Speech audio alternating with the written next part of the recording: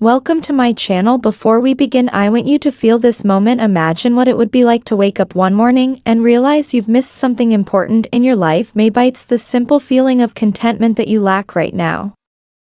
Or perhaps it's words left unsaid to your loved ones, but we have the opportunity to change that now. Feel the possibilities, sense how the energy of change already surrounds you. But before we begin, if you love your grandchildren, children, and those dear to you, be sure to subscribe to our channel to bring luck and well-being into their lives. It's simple, but so important. Now let's begin our story, which could change your life. Have you ever wondered what it means to live a worthy life in your later years? Why do so many people upon reaching 60 or even 70 years old suddenly feel unnecessary and lost? This feeling is familiar to many of us, but today you'll learn a way to overcome it. First, let me share the history of one man from a small village far from the hustle and bustle of city-ish. Was 75 years old and thought that the most important parts of his life were behind him, but one encounter changed everything. Don't miss what's next, because the most important part is at the end of this video. This man, whose name was Ivan, had felt empty for a long time. Every morning he would wake up, look out the window, and wonder, what's next? Why am I living? His children had long grown up. His grandchildren visited him rarely, and although his health allowed him to tend his garden, it didn't give him the same energy it once did. One day, while walking in the forest, Ivan met a woman named Maria, who was in her 60s. She looked remarkably calm and confident, as if she knew something he didn't.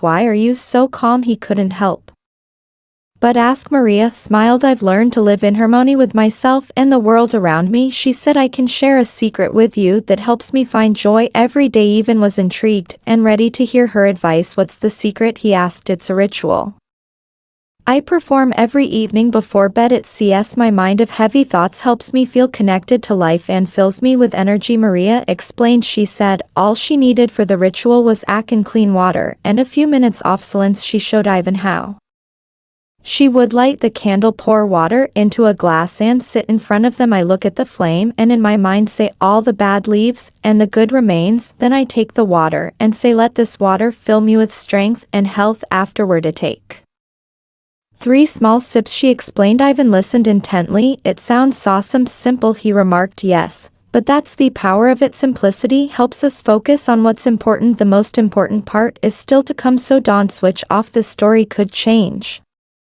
how you see things. Ivan decided to try the ritual that very evening. He lit the candle, poured water into a glass, and sat in front of them. The room was quiet, yet only the faint crackle of the candle flame filled the space. He repeated Maria's words, all the bad leaves and the good remains. Then he looked at the water and added, let this water fill me with strength and health. After taking 3 small sips, he felt something unusual. This feels strange, but I really do feel a sense of relief. Even thought his thoughts about the past and missed opportunities began to slowly fade. The next morning, and felt an unusual lightness. He got up earlier than usual and went for a walk. He wanted to revisit the forest where he had met Maria walking among the trees. He began noticing beauty he had previously overlooked, how the sunlight filtered through the leaves, how the wind whispered its stories. When he met Maria again, he said, your ritual really works, but tell me, is there something else that helps you maintain such harmony? Maria nodded. This is just the first step. True strength lies in remembering that our energy returns to us through how we treat ourselves and others. She offered Ivan another practice. Every evening before bed, he was to recall 3 things she was grateful for that day. Gratitude, she said, is the key to in peace. Even on the hardest days, there is always at least one small thing to be thankful for. At first, Ivan found it difficult to identify anything he was genuinely grateful for, but within a week he noticed his mood beginning to change. He started seeing joy in small things, the neighbor's smile, pleasant weather, the fresh aroma of the bread he had baked himself. But that's not all. We'll tell you what else changed in Ivan's life and why it can help each of you. Ivan noticed that his days began to feel more meaningful. He started paying more attention to himself and his health. If I want to live long and happily, he thought, I need to take care of my body and soul. Began moving more, walking around the village and helping his neighbors with their chores. Ivan felt that these small actions were rejuvenating him. However, the biggest change was in his attitude toward life. He now saw each day as an opportunity. One day Maria approached him again and said, "Ivan, you look better than when we first met, but remember, change takes time and patience." She taught him another important step every morning. She said, "When you wake up, look at yourself in the mirror and say, I am valuable, I am worthy, I am capable." This will help strengthen your self-confidence. At first Ivan felt awkward saying these words aloud, especially in front of a mirror. It's silly, he thought, but he gave it a try. To his surprise, within a few days he felt the words starting to sink into his consciousness. Now when he looked in the mirror, he didn't just see an elderly man but a wise one with a wealth of life experience. Ivan began to notice that others' attitudes toward him were also changing. Neighbors invited him for tea more often, and his children and grandchildren started calling him more frequently. His positivity and confidence seemed to draw people to him like a magnet. One day during a walk, Ivan met a young man who looked upset. The young man confided that he was going through tough times and didn't know how to cope. Remembering Maria's advice, Ivan told him, "Start with gratitude, give then thanks to the world." The young man listened carefully, though skepticism was evident in his eyes. "How can gratitude help me when my life feels like a series of failures?" he asked. Ivan smiled. "I used to think the same, but start small. It could be something simple, a warm sunny day, a good meal, or a stranger's smile. Everything changes with time." The young man nodded and promised to try a few days later. They met again and the young man admitted, "I've started a gratitude journal. At first it was hard, but now I already feel better. Thank you for your advice." Ivan realized that his experiences and wisdom were helping not just himself but others as well. Soon the entire village knew about him. People began coming to him for advice, asking, "Ivan, how did you regain joy in your life? How can we deal with loneliness, fear, or exhaustion?" Ivan willingly shared what he had learned from Maria. Start with the simple things, he would say, the ritual with water and a candle, gratitude and positive affirmations. These practices may seem insignificant, but over time they change your life. Maria, seeing Ivan's transformation, suggested another ritual. "We are surrounded by the energy of nature," she said, "that the trees, grass and water can all fill us with strength if we learn to pen ourselves to it." She showed him how to meditate in nature, sitting under a tree, touching the ground with his hands and imagining the earth's energy flowing into his body, filling him with warmth and calm. Ivan tried it, and it became his favorite practice. Every morning he spent a few minutes under his favorite tree, feeling a deep sense of peace and confidence. Over the following months, the village began to undergo amazing changes. People who had once seemed withdrawn and burdened by their problems now appeared happier and more energetic. Neighbors shared stories about the rituals and practices they had learned from Ivan. Some started with gratitude or evening rituals, while others, inspired by Ian's example, ventured into nature to feel the earth's energy. Each person found what worked best for them. One day a journalist from a nearby city visited the village. He had heard about the changes happening among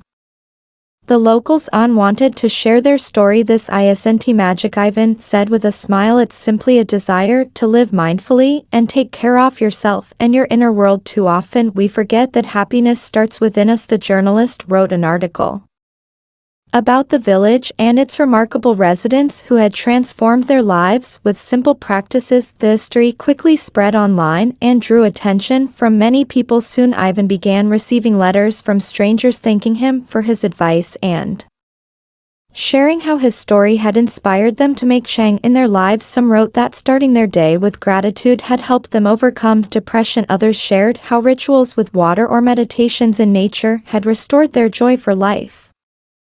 Hearing this, Maria smiled and said, "See, Ivan, your efforts are bearing fruit. You're helping not just yourself, but countless others." Ivan reflected on this. He felt that his life had found a new purpose. Now he wasn't just living, he was inspiring others to change. Months passed, and even encouraged by the transformations in his life and the lives of those around him, decided to delve deeper into practices that promote happiness and health. In old age, he turned to Maria for more advice. "You've already changed so much," she said, "but there's one more thing that can amplify your energy: conscious acts of kindness. When you give something from the heart, you receive much more in return." Even thought about this and remembered the young man he had encouraged to keep a gratitude journal. The neighbors He had inspired to take evening walks, and the rituals he had shared. It became clear to him that his strength lay in health, helping others. He started gathering people from his village. They met in the evenings to share their successes and struggles, discussing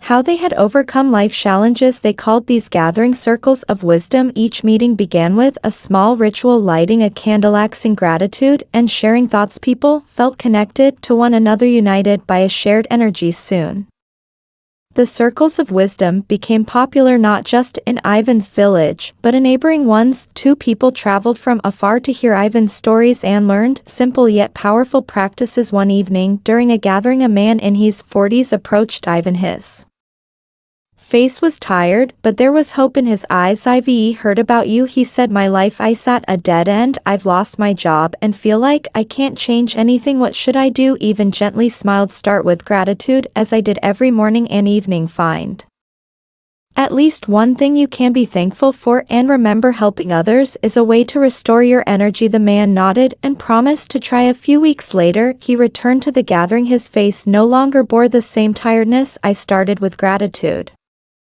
he said, "and then I began helping my neighbors. At first it felt strange, but the more I gave, the more energy I felt." Ivan smiled. He knew the man was only at the beginning of his journey, but he had taken the first step toward a new, happier phase of his lifetime. Passed, and Ivan saw how his life and the lives of those around him continued to change. His village became a place where people came for inspiration and support. The circles of wisdom helped not just the elderly, but also the younger generation who were searching for their place in the world, but never forgot where it all began. Every evening he lit his candle, poured a glass of water, and said the same words, "All the bad leaves, and the good remains." He felt how this simple ritual continued to fill him with energy and harmony. One evening, as he looked at the candle flame, Ion thought, "If I could change my life, then anyone can." It all starts with something small, with one step. He knew his journey wasn't over. He was full of energy to continue sharing his wisdom, helping others find joy and inspiration. And now I ask you, dear listeners, what first step are you ready to take today to change your life? Think about it. Maybe it's gratitude for something simple, maybe it's helping a loved one, or starting a small ritual before bed. Remember, the power to change your reality is always in your hands. Thanks for watching.